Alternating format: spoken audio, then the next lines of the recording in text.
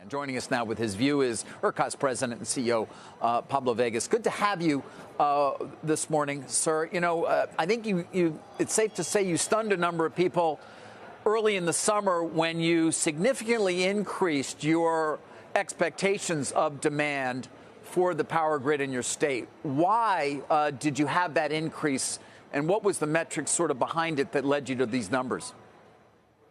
Good morning. It's great to be here with you. So what happened is there was a piece of legislation that was passed in the 2023 session here in Texas that essentially opened up the doors for us to be able to evaluate all of the expected demand that's expected to come to Texas. As you know, the Texas economy has been absolutely booming and growing over these last 5-10 years. And the growth in data center, artificial intelligence data centers, it's happening here in Texas as fast as it's happening anywhere.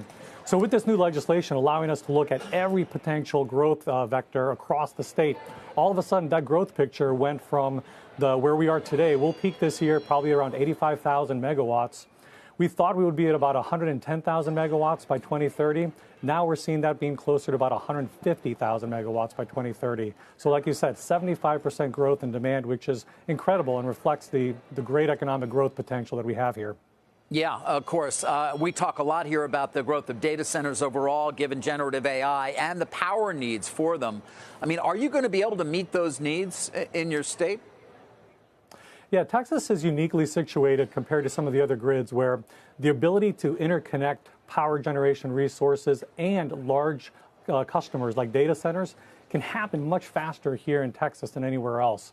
In fact, Berkeley National Lab just this year published an interconnection study that looked at what does it take to connect a resource in Texas versus everywhere else in the country. And on average, over a year faster, you can connect power generation resources here.